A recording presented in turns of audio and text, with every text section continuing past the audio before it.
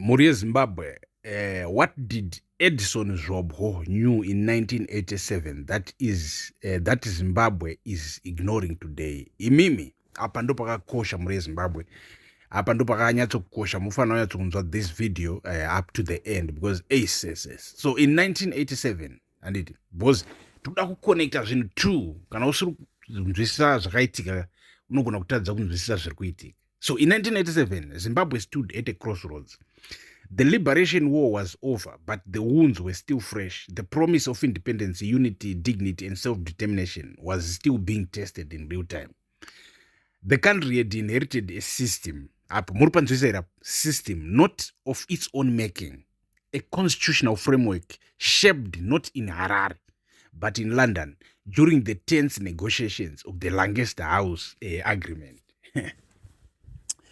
And muri kunzwa zvatiri kutaura apa tito hazvana cab 3 apa tito hazvana chii, so you have to understand. So, and at the center of a crucial national debate stood one man, Edison Zvobgo, a sharp legal mind, a liberation intellectual, and then Minister of Justice. Zvobgo was not just participating in history, he was trying to correct it. So, wamuri kuona uyu mukomana anonzi ziyambi akagara pachigaro chakambogarwa nana Edison Zvobgo. Today, nearly 4 decades later, Zimbabwe once again finds itself at a constitutional crossroads. And the uncomfortable question is this: did Zvobgo already warn us about what we are now walking into? A constitution born in compromise. So to understand Zvobgo's warning, you have to go back to the beginning. Zimbabwe's independence in 1980 was not the result of a clean break from colonial rule. It was a negotiated settlement. The Lancaster House Constitution was, in many ways, a compromise, one that limited the immediate transformation that liberation movements like ZANU and ZAPU had fought for. Right? Under that system, the president was not directly elected by people. Executive power was constrained. White minority economic and institutional interests were protected. Muri Zimbabwe, muri kupabata here kuti pane 20 seats that were reserved for whites in the constitution yatakapinda nayo yekulancaster yatakapinda nayo muindependence muna 1980. The same thing vana Mnangagwa as of right now are trying to do it by increasing 10 members of Senate that are just handpicked by the president, to just reserve some power for the president. It's the same thing. And so for many in the liberation movement, this was not the final destination. It was a temporary arrangement, that constitution. Zvobgo was among those who believed that. 1987, the moment of redefinition. By 1987, Zimbabwe had experienced internal conflict, most notably the disturbances in Matabeleland. The need for unity was no longer theoretical, it was urgent. That same year, the unity accord between ZANU and ZAPU reshaped the political landscape. But beyond party unity, there was a deeper structural question. What kind of state should Zimbabwe be? Zvobgo stepped forward with a clear answer. He argued for the creation of an executive presidency, a system where the president is directly elected by the people and holds real governing power. But this was not just about power. It was about philosophy, muri Zimbabwe. So, Zvobgo's 5 arguments and why they still matter. In parliamentary debates recorded in the Hansard of November 1987, Zvobgo laid out 5 key reasons for adopting an executive president. These were not casual observations, they were foundational principles. 1. A system rooted in African reality. Zvobgo argued that Zimbabwe needed a system that reflected its own political and social realities, not one borrowed wholesale from Britain or the West. To him, governance was not just about structure, it was about identity. Today, that question still lingers. Is Zimbabwe's political reforms reflecting its own values? Are Zimbabwe's political reforms, are they reflecting its own values or external models? Because we cannot be influenced by China and then act like that's our original identity or our original politics. And 2, argument yavana Zvobgo. Stability through central leadership. Zvobgo believed a directly elected executive president would provide strong, stable leadership. After years of war and division, Zimbabwe needed clarity, not fragmentation. His fear was that weak or indirect leadership structures would create instability. People avanhu havagutsikane, ndo yava argument kuti vanhu kana vakapiwa president wavasina kuvhotera, they will never be satisfied.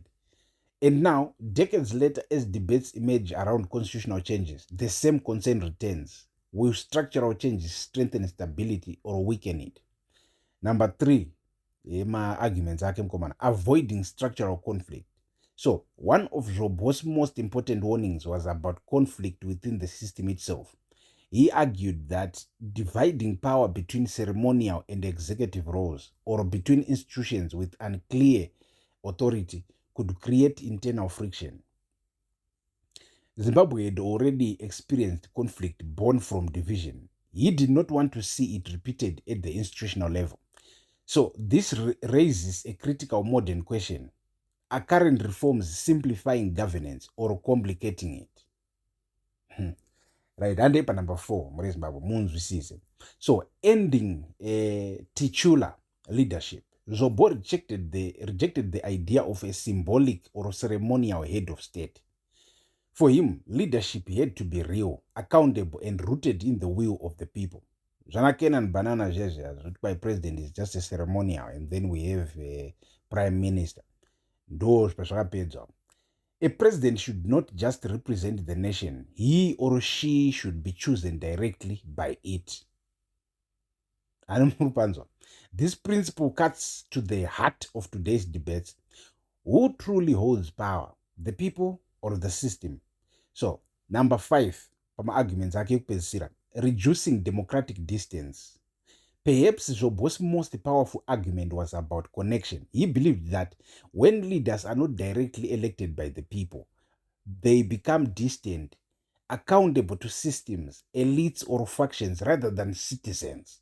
A direct election, in his view, ensured that the president answered to the entire nation, not a region, not a tribe, not a political bloc, but everyone. Because munhu wese wakanda vote, anditi munhu president unonyengerera kana kuti unozama kufadza munhu wese munyika. Why? Because munhu wese ane say unovhota. Kwete kuti kuzama members of parliament or elite who will pay the members of parliament to vamuvhotera. Animaize. Right, so toda the role of Emerson Mnangagwa in 1987. Zvobgo was not alone in this vision. During the same debates, Emerson Mnangagwa, then Minister of State Security, spoke in support of the constitutional changes. He described the move toward an executive president as a testament to the party's irrevocable belief in the people's will.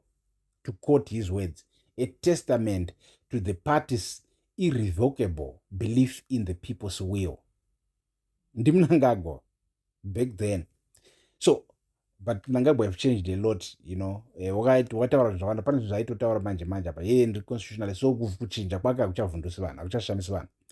That statement is significant because it framed the executive presidency not as a tool of control, but as an expression of democracy, a system designed to empower the people, not to distance them from power.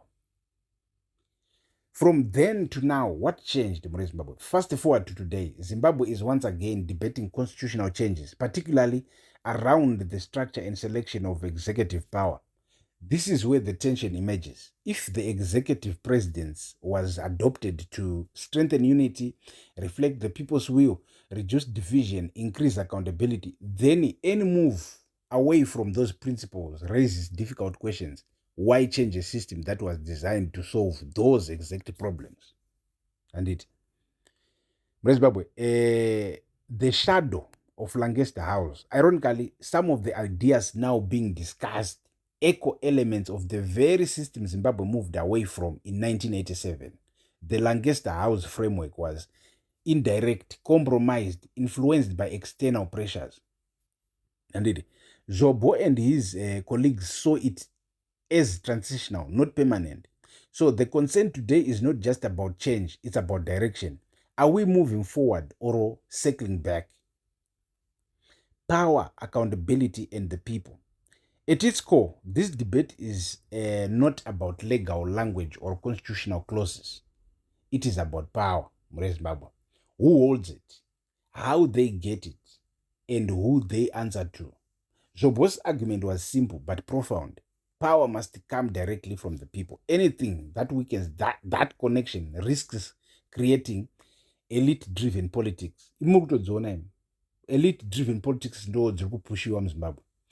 Regional or factional dominance, reduced accountability. So these are not abstract risks, they are realities many nations have faced.